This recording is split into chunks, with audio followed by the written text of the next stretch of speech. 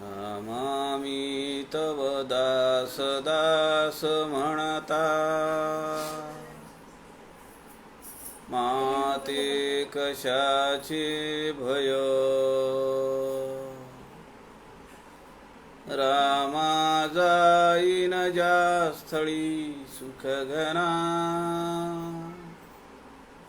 होईल तेथे जय. रामाया भुवनात्रयी तुझ विना, नाही दुजा तारक. रामा तू सकलार्थ पूर्ण करीशी,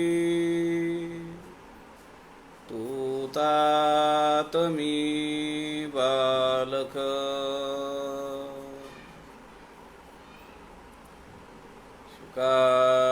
सारिखे पूर्ण वैराग्य ज्याचे, वसिष्ठा परिज्ञान योगेश्वराचे.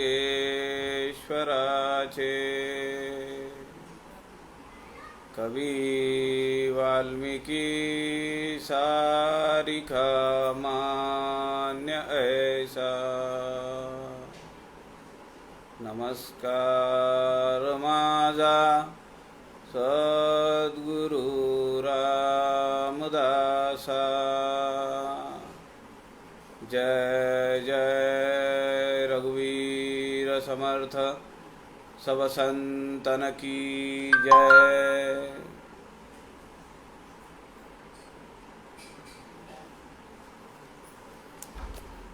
सज्जन हो, नमस्कार. साधारण 11 दिवसानंतर आपण पुन्हा भेटत आहोत. समर्थ रामदास स्वामींच्या वाङ्मयाचा अभ्यास सर्वदूर पोचावा, सामान्य जनांमध्ये समर्थ रामदास स्वामींच्या वाङ्मयाची उत्कंठा निर्माण व्हावी, अभ्यास करण्याची ओढ निर्माण व्हावी, म्हणून संत समागम या लाईव्ह फेसबुक पेजचे सूत्रधार आदरणीय प्रवीणजी शास्त्री दिवाकर यांच्या सूचनेप्रमाणे आपण हा उपक्रम चालवलेला आहे.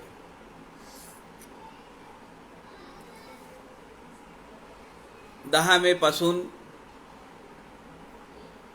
मनाचे श्लोक, ग्रंथराज दासबोध, आध्यात्मिक वरच्या पट्टीत असलेला आत्माराम ग्रंथ, त्यानंतर समर्थ रामदास स्वामींचे पट्टशिष्य कल्याण स्वामी कृत सोलिव सुख,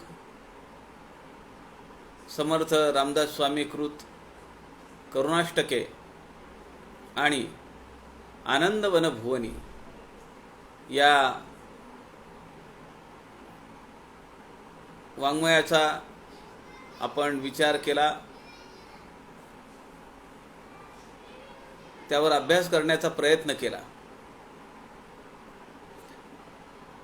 हे सगळं चालू असताना आदरणीय विनायकरावजी जोशी आणि इतर काही आपल्या साधकांनी मला सूचना केली की आपण समर्थकृत उपदेशपर कविता यावर काही बोला. श्रोते तुम्ही जगदीश मूर्ती, समर्थ सांगतात. श्रोत्याशिवाय वक्त्यालाही तशी काही किंमत नसते. श्रोते आहेत म्हणून वक्त्याचं स्थान आहे. मी विचार केला, मागच्या 20-22 वर्षामध्ये समर्थांचं वाङ्मय ज्याचा अभ्यास केला त्यामध्ये समर्थकृत उपदेशपर कविता याचा काही फारसा अंतर्भाव नव्हता. पण या निमित्ताने रामदास स्वामी आपल्याकडनं या राहिलेल्या वाङ्मयाचा, अक्षर साहित्याचा अभ्यास करून घेण्यासाठी ही संधी त्यांनी दिलेली आहे. आपल्या सगळ्यांच्या तोंडून समर्थच बोलतायत असा विचार मी केला आणि उपदेशपर कविता याचा अभ्यास करायला चालू केला. आपल्याला माहिती आहे की साधारण 45,000 पेक्षा जास्त ओव्या हे प्रकाशित वाङ्मय आहे संत रामदास स्वामींचं. अप्रकाशित वाङ्मय किती आहे त्याची मोजदाद कोण करील? नानासाहेब देवांना आयुष्यभराचा प्रवास करून जे जे काही मिळालं ते त्यांनी रामदास आणि रामदासी या त्यांच्या मासिकामधून प्रसारित केलं. समर्थ संप्रदायाचं एकमेव मासिक आहे रामदास आणि रामदासी, की ज्यांनी शताब्दी पूर्ण केलेली आहे.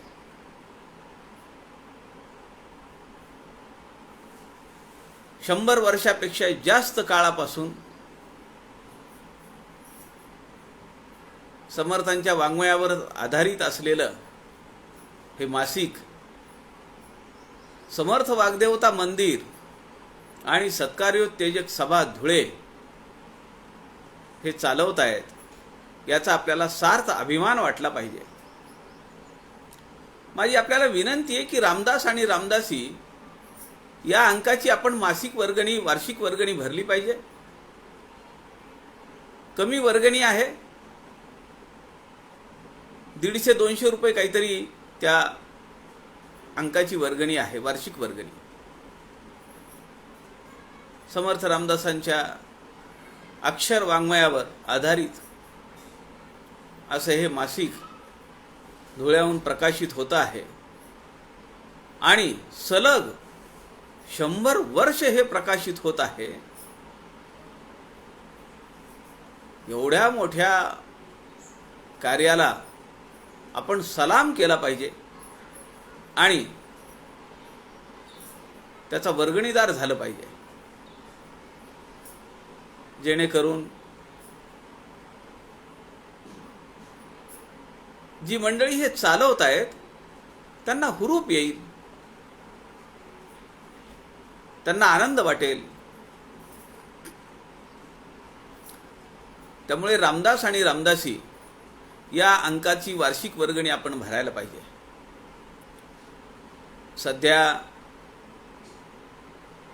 आदरणीय श्री कुबेर काका, नकानेकरजी, प्राध्यापक डोंगरे ही सगळी मंडळी ही सगळी कार्याची धुरा वाहून नेत आहेत आणि अत्यंत चांगल्या प्रतीचं कार्य त्यांच्या हातून समर्थ करून घेत आहेत. आपण मागे पाहिलेलं आहे की समर्थांचा मूळ हस्ताक्षर असलेलं जे वाङ्मय आहे, कल्याण स्वामींचं मूळ हस्ताक्षर असलेलं जे वाङ्मय आहे, ते सगळं धुळ्याला अत्यंत सुरक्षित असं तिजोरीमध्ये ठेवलेलं आहे. आपण आयुष्यात एकदा तरी धुळ्याला जायला पाहिजे. हिमालयासारखं कार्य उभा केलेलं आहे परमपूजनीय नानासाहेब देवांनी, शंकर श्रीकृष्ण देव.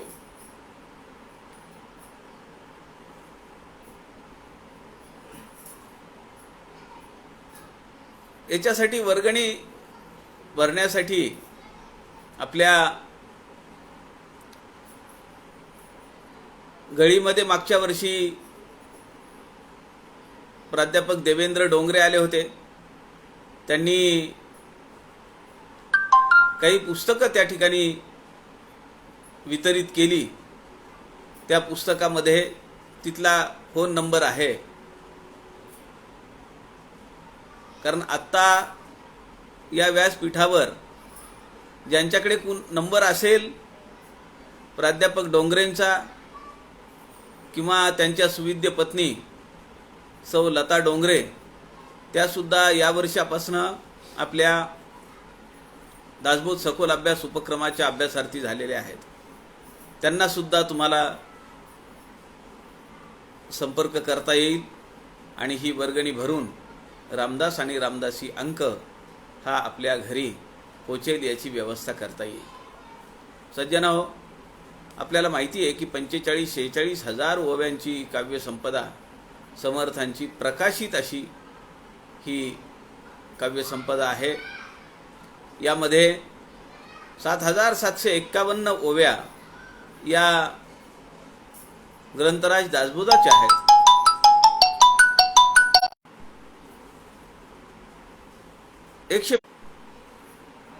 या आत्माराम ग्रंथातील 5 समासांमध्ये आहेत. आणि त्यानंतर आपण पाहिलं करुणा स्तोत्र पाहिली, आनंदवन भुवनी पाहिलं.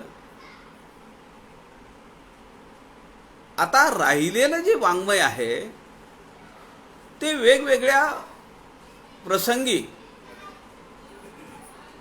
वेगवेगळ्या विषयांवर संत रामदास स्वामींनी उत्स्फूर्तपणे रचलेला आहे. समर्थकृत आरत्या आहेत. समर्थांनी 81 आरत्या लिहिल्या. त्यामध्ये गणपतीची प्रसिद्ध असलेली सुखकर्ता दुःखहर्ता आरती आहे. लवथवती विक्राळा ब्रह्मांडी माळा ही शंकराची आरती आहे. दुर्गे दुर्गट भारी ही तुळजापूरच्या देवीची आरती आहे. नुकतंच नवरात्र झालं आपलं. अश्विन शुद्ध पक्षी अंबा बैसली सिंहासनी हो ही सगळ्यात मोठी 10 कडव्यांची आरती ही समर्थकृत आहे. 62 संतांची आरती समर्थ रामदासांनी केली आहे. 350 वर्षापूर्वी 62 संत वेगवेगळ्या पंथातले वेगवेगळ्या जातीतले त्यांची आरती रचणारे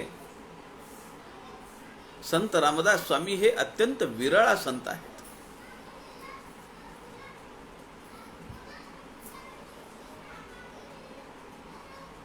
अकरा अष्टाक्षरी लघु काव्य समर्थांनी लिहिली.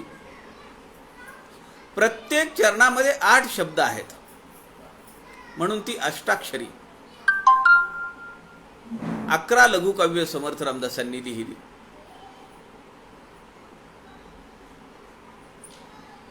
पंचमान, मानपंचक, सवाया, अभंग, भारूड, किती किती काव्यांचे प्रकार समर्थांनी केलेले आहेत. लोकसाहित्य रचना हिंदीमध्ये समर्थ रामदासांचं काव्य आहे. आपल्या पुण्यामधल्या मनीषा बाठे यांनी हिंदुस्थानभर प्रवास केला आणि समर्थ रामदास ज्या ज्या ठिकाणी गेले, ज्या ज्या ठिकाणी लिहून काही ठेवलंय त्या भाषेमधलं ते सगळं काव्य त्यांनी संकलित केलं आणि संत रामदास स्वामींच्या उर्दू आणि दख्खनी काव्याचा परामर्श त्यांनी एका ग्रंथामध्ये घेतलेला आहे. नुकतंच वर्षभराखाली त्यांनी मोक्षपट, संत रामदास स्वामींनी सुचवलेला मोक्षपट तो शोधून काढला. मोक्षपट म्हणजे आपल्या सापशिडी सारखा आहे. त्या सोंगट्या घ्यायच्या, खेळायच्या, जे दान पडेल त्यावरून आपली सोंगटी हलवायची. माऊलींचा एक मोक्षपट आहे. आणि त्यानंतर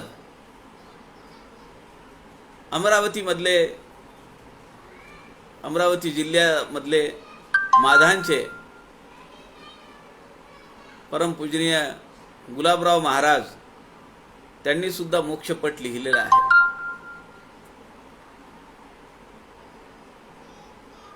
अनेक पत्र समर्थांनी लिहिली.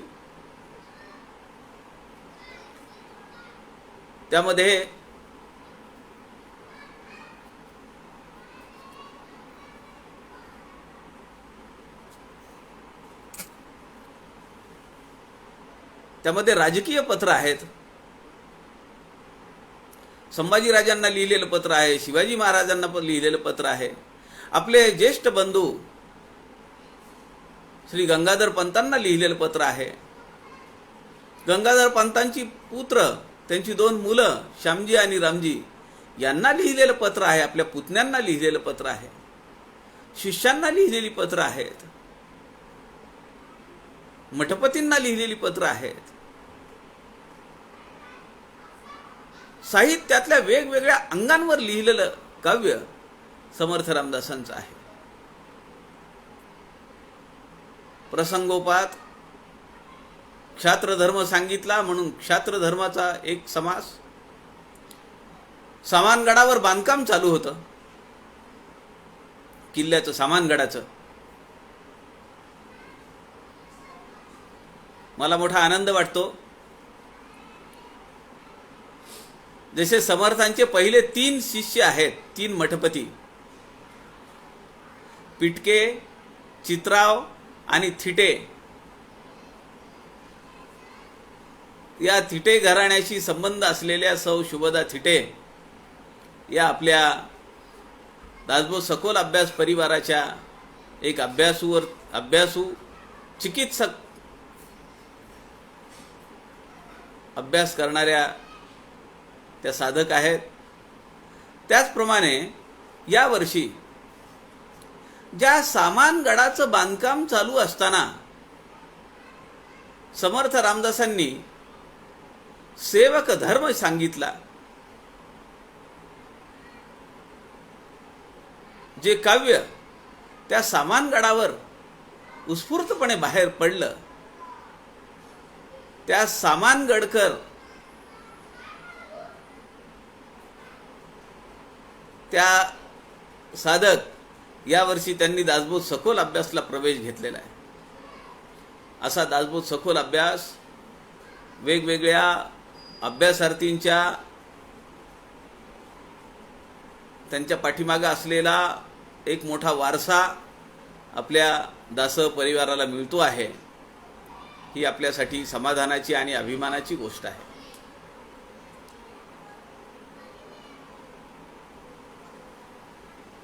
प्रसंगोपात अनेक उपदेश समर्थ रामदास स्वामींनी केले. या सगळ्या काव्याला, ज्या काव्यामध्ये उपदेश आलेला आहे, त्या काव्याला समर्थांच्या उपदेशपर कविता असं नाव प्रसाद प्रकाशननी समर्थ वाग्भय जयंती या बॅनर खाली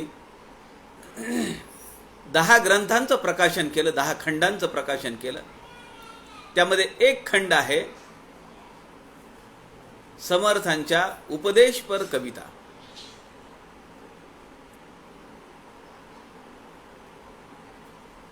प्रसाद प्रकाशननी ग्रंथराज दासबोध सुद्धा काढलेला आहे आणि त्याचं विवरण परमपूजनीय डॉक्टर काकांनी त्यावर निरूपण केलेलं आहे.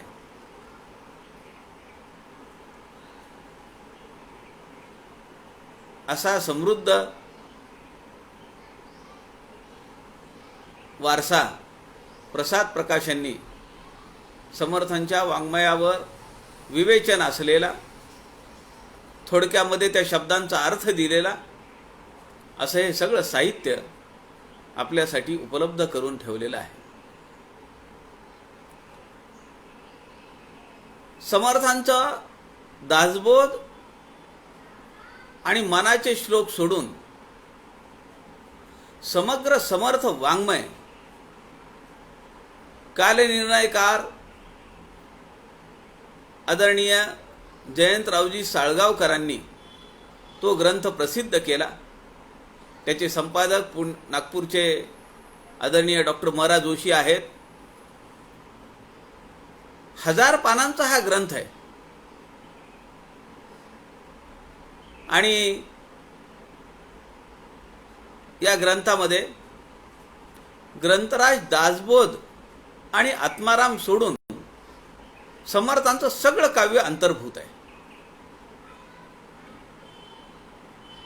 असाच परमपूजनीय पांगारकर गुरुजींनी समग्र समर्थ भांडार नावाचा एक ग्रंथ आहे,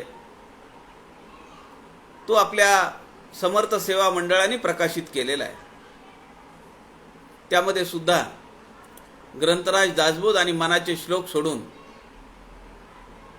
सगळं समर्थांचं वाङ्मय त्यामध्ये आलेलं आहे. ज्या काव्यामध्ये समर्थ रामदास स्वामींनी उपदेश केलेला आहे, मग तो उपदेश कुणालाही असेल, राजकीय मंडळींना असेल, शिष्यांना असेल, सामान्य जनांना असेल, त्या सगळ्या काव्याला समर्थकृत उपदेश पर कविता असं नाव प्रसाद प्रकाशांनी दिलेलं आहे.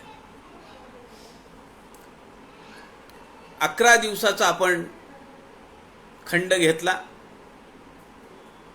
दिवाळीची धामधूम होती. मार्चमध्ये कोरोना विषाणूचा प्रादुर्भाव भारतामध्ये चालू झाल्यानंतर 10 मे पासून आपण समर्थ वाङ्मयाच्या या ज्ञान यज्ञाला सुरुवात केली. अनेक जणांनी या ज्ञान यज्ञामध्ये समिधा टाकल्या, त्यांचे विचार मांडले. संत समागम या व्यासपीठावरून अनेकांनी अनेक विषयांवर आपली निरूपणं मांडली. प्रवचन निरूपण चालू असताना आपल्यापैकी बऱ्याच जणांनी समर्थ वाङ्मयाला अनुरूप असलेली विचार, वक्तव्य, संदर्भ देऊन आपल्या समिधा एक प्रकारे या ज्ञान यज्ञामध्ये टाकलेल्या आहेत. 10 मे पासून आपण संत समागम लाईव्ह फेसबुक पेजच्या माध्यमातून समर्थांच्या वाङ्मयाचा परामर्श घेण्याचा, अभ्यास करण्याचा प्रयत्न करतो आहोत. 11 दिवसाचा खंडानंतर आज पुन्हा आपल्या सगळ्यांना पाहून मलाही मोठा आनंद वाटतो आहे. माझ्या पाठीमागे समर्थ रामदास आहेत. दासबोध सखोल अभ्यास परिवाराच्या या उपक्रमाच्या संयोजिका वंदनीय अक्का स्वामी वेलणकर आहेत. त्यांनाही मोठा आनंद आणि अभिमान वाटत असेल की समर्थ संप्रदायामध्ये एवढं दीर्घकाळ चाललेलं हा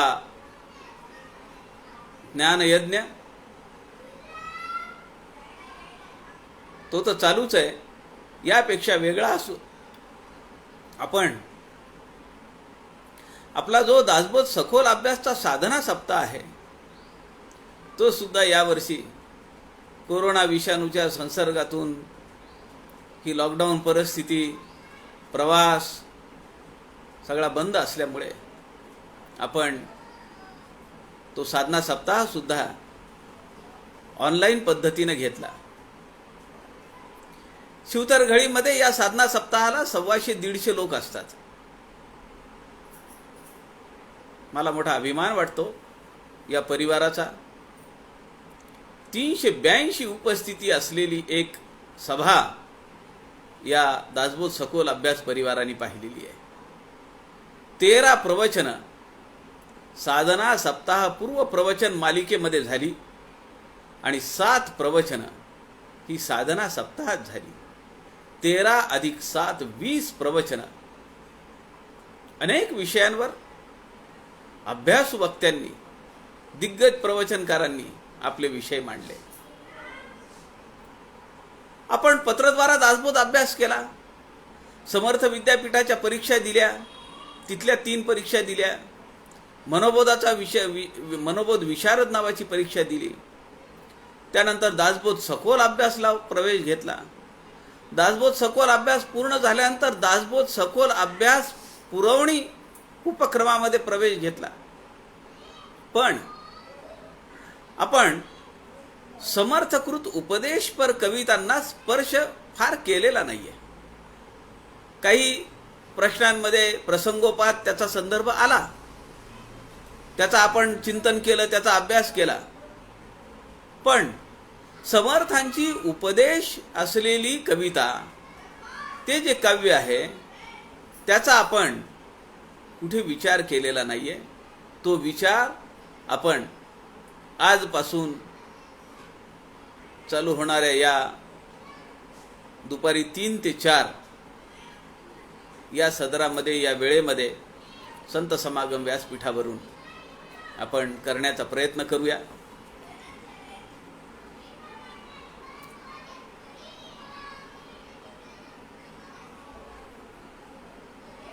या उपदेशपर कवितांचा मी अभ्यास केला, याचा धांडोळा घेतला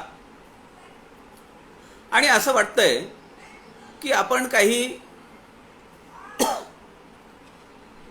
हेडिंग काढावेत, काही विषय करावेत आणि त्यामध्ये समर्थांनी केलेल्या वेगवेगळ्या उपदेशांना एकत्रित करून त्याचा विचार करावा. त्याप्रमाणे आपला पहिला जो चॅप्टर आहे, पहिला जो धडा आहे, तो आहे कठीण काळी धीर धरा. का घ्यावं पहिल्यांदाच? तर कारण आपण एक मोठा कठीण काळ सहन केलेला आहे. साधारण मार्चमध्ये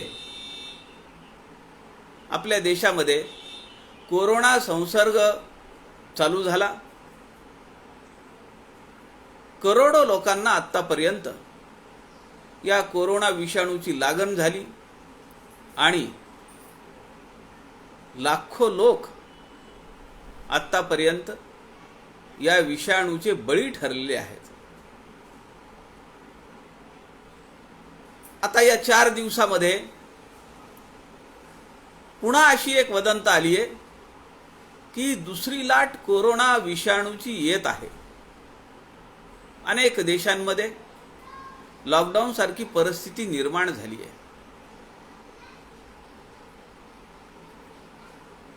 आपल्याही भारतामध्ये अनेक शहरांमध्ये आता या कोरोना विषाणूचा संसर्ग झालेल्या बाधितांची संख्या वाढतीये आणि ही सगळी या 2-3 दिवसामध्ये होणारी डेव्हलपमेंट आहे.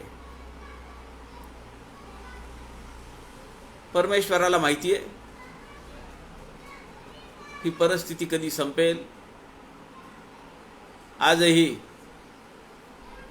बस किंवा रेल्वे ही सार्वजनिक वाहतूक व्यवस्था 25-30% चालू झालेली आहे. पण लोक अशा वाहतूक व्यवस्थेमध्ये जाण्यासाठी किंवा बाहेर पडण्यासाठी उत्सुक नाहीयेत. एक मनावर दडपण आहे की अजून हा विषाणू गेलेला नाहीये, परिस्थिती पूर्वपदावर आलेली नाहीये, त्यामुळे बाहेर पडता उपयोगी नाही. एक दहशतीचं वातावरण मनावर प्रभुत्व दाखवत आहे. म्हणून मला असं वाटतंय की आपण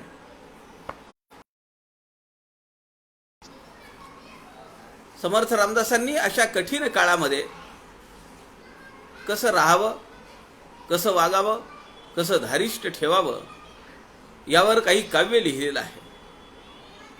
त्याचा आपण विचार आजच्या या सदरामध्ये करूया.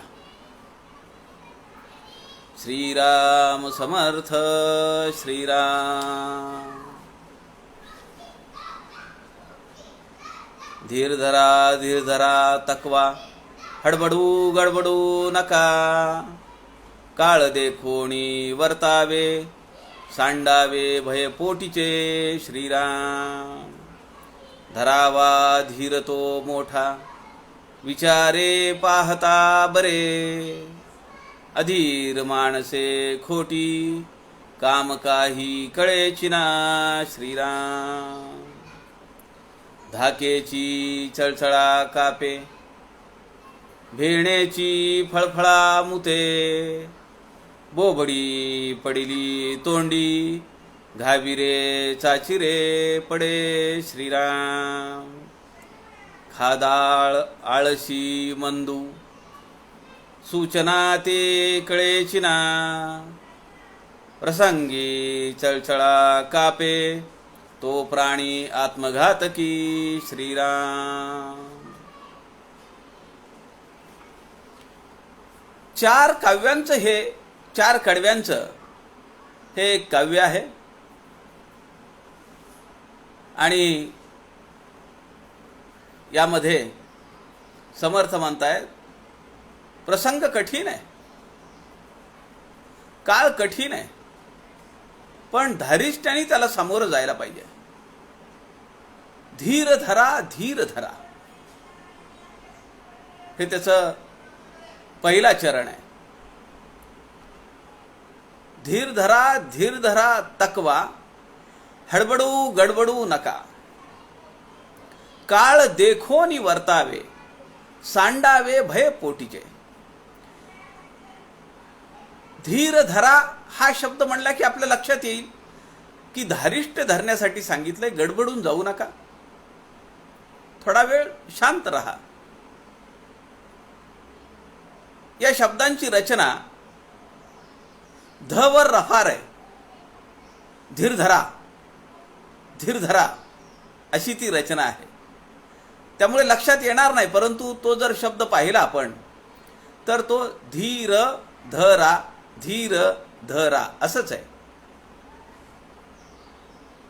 त्याचा उच्चार जरी धीरधरा होत असला, धीरधरा, धीरधरा तकवा. तकवा म्हणजे शक्ती, तकवा म्हणजे ताकद.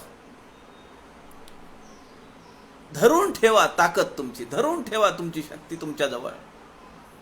हडबडू गडबडू नका, घाबरू नका, हडबडून जाऊ नका, गडबडून जाऊ नका. काळ देखोनी वर्तावे. आमच्या पुढ्यामध्ये काय काळ उभा राहिलेला आहे त्याचा आपण विचार केला पाहिजे. आणि त्याप्रमाणे आपली वर्तणूक असली पाहिजे. दसऱ्यापासून आम्ही बाहेर पडायला चालू केलं आणि दिवाळीमध्ये तर बेलगाम झालो. काल मी टीव्हीवरच्या बातम्या पाहत होतो 2 दिवसाखाली, तेव्हा त्यावर येत होतं दिवाळीमध्ये केली गर्दी, कोरोना दाखवतोय वर्दी. पुन्हा आकडे वाढतायत. पण सुदैवाने जी दहशत 6 महिन्याखाली होती ती मात्र आता नाहीये. तो एक त्यातल्या त्यात समाधानाची बाब अशी मानायला हरकत नाही. अनेक शहरांमध्ये, मोठ्या शहरांमध्ये रात्रीची संचारबंदी लागू केली आहे. अहमदाबादने ही सुरुवात केली, गुजरातमध्ये.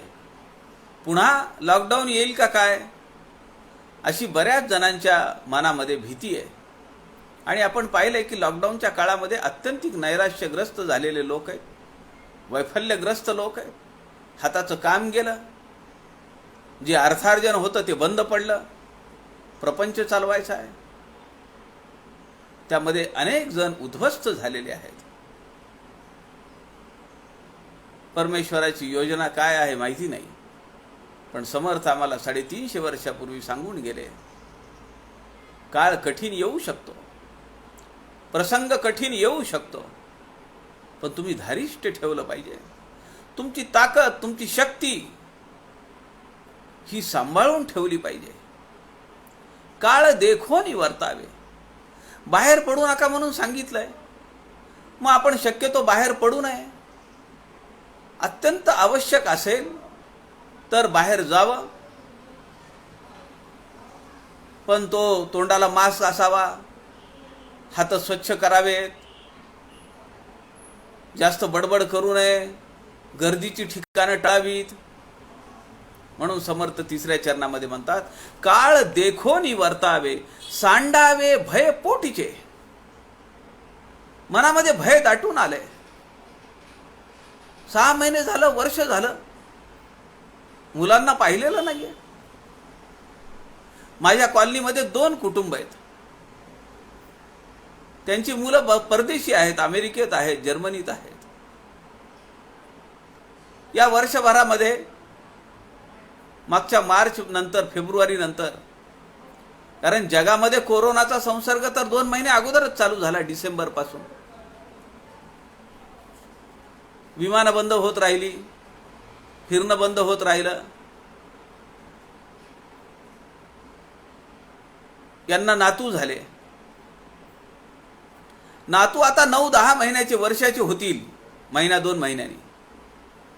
परंतु यांना तिकडे जाता आलं नाही, किंवा यांच्या मुलांना, सुनांना इकडे येता आलं नाही. काळ देखोनी वर्तावे, सांडावे भय पोटीचे. भयाचा त्याग केला पाहिजे. समर्थकृत उपदेशपर कवितांचा विचार करताना अशा संदर्भासाठी दासबोधामध्ये अनेक ओव्या आहेत, परंतु आपण ग्रंथराज दासबोधातल्या एकाही ओवीला आपण स्पर्श करणार नाहीयेत. पण मनाच्या श्लोकामध्ये या भयाचा त्याग कर असं सुचवलेलं आहे. भवाच्या भये काय भीतो सलंडी, धरी रे मनाधीर धाकासी सांडी. रघुनायका सारिखा स्वामी शिरी, नुपेक्षी कदा कोपल्या दंडधारी.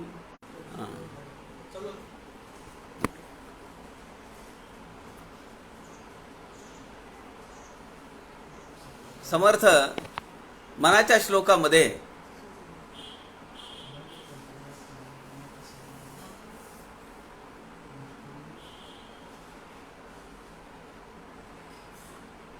धीर धरा असं सांगतायत. भवाच्या भये काय भीतो सलंडी. अरे कसली भीती बाळगतो? लंडी म्हणतायत समर्थ. घाबरट आहेस का? भवाच्या भये काय भीतो सलंडी, धरी रे मना धीर धाकासी सांडी. काय धर? धैर्य धर. आणि जो धाक आहे, जी भीती आहे, त्याला सांडून टाक, त्याला सोडून दे.